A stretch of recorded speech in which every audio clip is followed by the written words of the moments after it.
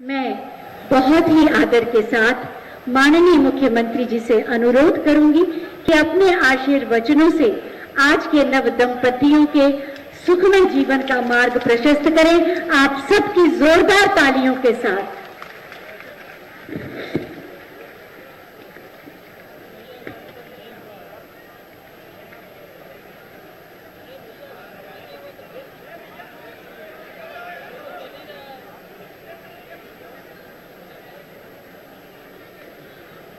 उत्तर प्रदेश भवन एवं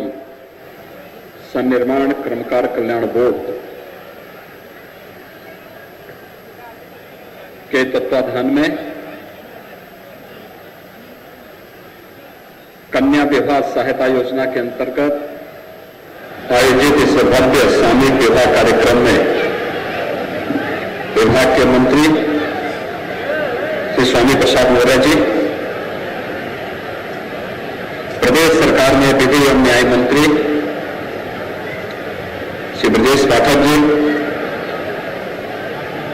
महिला कल्याण एवं बाल विकास एवं पुष्टाहार विभाग की मंत्री श्रीमती स्वाति सिंह जी,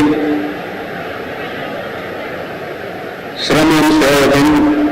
राज्य मंत्री श्री मनोहर लाल मन्नू कोरे जी, श्रम कल्याण परिषद के अध्यक्ष श्री सुनील भराड़ा जी, बीओसी बोर्ड कॉमर्स दात्री समिति के अध्यक्ष श्री रघुराज सिंह जी, अपर मुख्य सचिव श्रम एवं सेवायोजन श्री सुरेश चंद्रा जी, आज के इस कार्यक्रम में उपस्थित हमारे प्रशासन और पुलिस के सभी अधिकारीगण, श्रम विभाग के सभी अधिकारीगण, सम्मानित जनप्रतिनिधिगण और 3500 से अधिक कन्याओं के इस सामूहिक विवाह कार्यक्रम में उपस्थित वर और वधू पक्ष से उपस्थित सभी आगंतुक अतिथिगण और उपस्थित भाइयों बहनों, एक साथ 3507 जोड़ों की एक साथ इस सामूहिक विवाह के आयोजन के लिए मैं श्रम विभाग को हृदय से साधुवाद देते हुए इस 9 दंपतियों को जो आज वैवाहिक सूत्र में बंध रहे हैं, उन्हें प्रदेश सरकार की ओर से हृदय से बधाई देता हूं। आप सबके प्रति अपनी शुभकामनाएं व्यक्त करता हूं। मुझे प्रसन्नता है कि विगत 4 वर्षों के दौरान हमारी सरकार ने लोक कल्याण के अनेक कार्यक्रम आयोजित किए। आदरणीय प्रधानमंत्री जी के मार्गदर्शन में भारत सरकार की भी लोक कल्याणकारी योजनाओं को आम जन तक पहुंचाने और उसके माध्यम से उनके जीवन में व्यापक परिवर्तन लाने का एक प्रयास किया गया। लेकिन मैंने इस बात को महसूस किया है कि जो लोकप्रिय योजनाएं रही हैं, जिनका समाज के प्रत्येक तबके ने स्वागत किया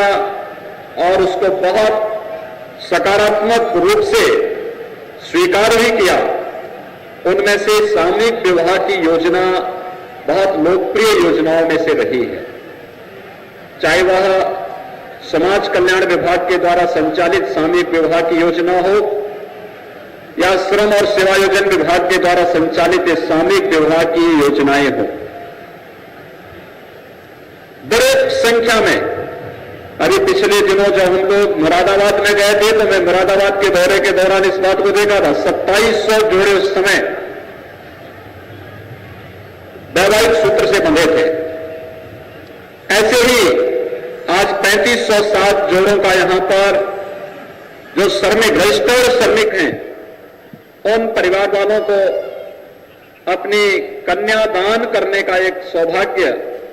इस अवसर पर प्राप्त हो रहा है और आप सबके सौभाग्य के साथ हम सबको भी जुड़ने का सौभाग्य प्राप्त हो रहा है। ये कन्यादान भारत की परंपरा में बहुत पवित्र दान माना गया है। कई यज्ञों से ज्यादा फलदायी माना गया है। और इस आपके इस कार्य के प्रति जो फल आपको प्राप्त होने जा रहा है, इसके साथ हमें भी सौभाग्य मिला है कि हम भी इसके साथ सहभागी बन पाएंगे। मैं इसके लिए आप सबके प्रति हृदय से आभार व्यक्त करते हुए आपका अभिनंदन करता हूं, आप सबका मैं स्वागत करता हूं। लेकिन सामूहिक विवाह की योजनाएं कितनी लोकप्रिय हुई। मुझे याद है जब मैंने समाज कल्याण विभाग के द्वारा गरीब कन्याओं की शादी के लिए सामूहिक विवाह की योजना लागू की थी, हमने उसमें यह कहा था कि कोई भी जाति की कन्या है, अगर सामूहिक विवाह के उस आयोजन के साथ वह परिवार सहमत है तो सरकार इसमें पूरा सहयोग करेगी, पूरा उसमें खर्चा उठाएगी। इस समय 51,000 रुपए हम मुख्यमंत्री सामूहिक विवाह की योजना में उन गरीब परिवारों को उपलब्ध करवाते हैं।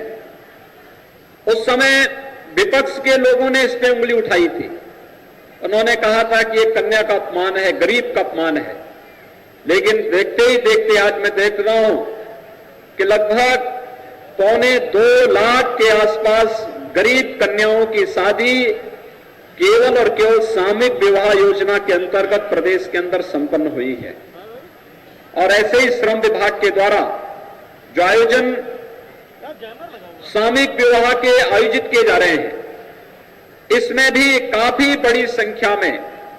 ये आयोजन प्रदेश के अंदर अलग अलग स्थानों पर, कभी मिर्जापुर में, कभी आगरा में, कभी अलीगढ़ में, कभी मुरादाबाद में, कभी गोरखपुर में, और आज प्रदेश की राजधानी लखनऊ में 3507 जोड़े वैवाहिक सूत्र के साथ बंध करके अपने एक नए जीवन की शुरुआत कर रहे हैं। श्रमिक राष्ट्र का निर्माता है और इसलिए उसके सुख दुख में सहभागी बनना यह किसी भी लोक कल्याणकारी सरकार का पहला कर्तव्य बनता है। और अपने उसी कर्तव्य का निर्वहन करते हुए सरकार ने अनेक कल्याणकारी योजनाएं इस दिशा में प्रारंभ की हैं। हम सब जानते हैं पिछले 1 वर्ष से पूरा प्रदेश और पूरा देश कोरोना महामारी से जूझ रहा है। मेरी आप सबसे अपील होगी, यहां पर आप एक पवित्र मांगलिक कार्यक्रम के साथ जुड़े हैं, लेकिन हमें कोरोना से अभी पूरी तरह ऐसे उन्मुक्त वातावरण में नहीं घूमना है कि हम लापरवाह हो जाएं। जिस बात को लेकर के प्रधानमंत्री जी बार बार कहते हैं कि हमें बार बार इस बात को ध्यान में रखना पड़ेगा, बीमारी के उपचार से महत्वपूर्ण बचाव होता है और बचाव के लिए महत्वपूर्ण है कि हम लोग 2 गज की दूरी और मास्क जरूरी का पालन जरूर करें। यानी ये मंत्र हमारे जीवन का एक हिस्सा बनना चाहिए। मास्क लगा करके ही सार्वजनिक कार्यक्रम में हम भागीदार बने। मास्क लगा करके आप बोल भी सकते हैं, मास्क लगा करके अपनी बातों को रख भी सकते हैं, लेकिन कोरोना के प्रति सावधानी, क्योंकि एक बार फिर से कोरोना की कहर कई राज्यों में बरतती भी दिखाई दे रही है। बहुत सारे राज्य हैं जहां मामले तेजी के साथ बढ़े हैं। यातायात की सुविधाएं आसान होने के नाते खेती बाड़ी के लिए आसन्न जो पंचायत चुनाव है इसके लिए लोग गांव आ रहे हैं, उसमें सावधानी और सतर्कता अत्यंत आवश्यक है। और मैं यहां पर उपस्थित जितने भी आगंतुक अतिथि हैं उन सबसे आग्रह करूंगा कि वह इस बारे में सदैव सतर्क रह करके सबसे पहले कोरोना जैसी महामारी से बचाव के लिए स्वयं भी बचें, अपने परिवार को भी बचाएं और समाज को भी इस महामारी से बचाने में अपना योगदान दें। कोरोना की कहर जब 2020 में आई थी और देश उस समय लॉकडाउन की ओर गया था, याद करिए शासन ने सबसे पहली योजना अपने श्रमिक बंधुओं के लिए लागू की थी, भरण पोषण भत्ता की। और मुझे बताते हुए प्रसन्नता है 54 लाख से अधिक श्रमिकों के खातों में, जिसमें निर्माण कार्यों में जो रजिस्टर्ड श्रमिक हैं इनके खातों में तो पैसा दिया ही गया था, लेकिन स्ट्रीट वेंडर्स को हम लोगों ने पैसा दिया। कुली जो रेलवे स्टेशन पर, बस बस स्टेशनों पर कार्य करते हैं उनके लिए भी धनराशि उन्हें उपलब्ध करवाने का कार्य किया गया और साथ साथ पल्लेदार होते हैं जो मंडियों में काम करते हैं उनको भी धनराशि भरण पोषण भत्ता के रूप में सरकार ने उपलब्ध करवाने का कार्य किया था। तो 54 लाख ऐसे लोगों को जो श्रमिक थे और इस कैटेगरी में आते हैं उन्हें धनराशि उपलब्ध कराने का कार्य सरकार ने उस समय किया था। इसके साथ ही सरकार ने प्रधानमंत्री गरीब कल्याण पैकेज के अंतर्गत उन सभी परिवारों को निःशुल्क खाद्यान्न उपलब्ध कराने और जहां पर भोजन बनाने के लिए रसोई गैस नहीं थी, निःशुल्क 6 महीने तक रसोई गैस के सिलेंडर भी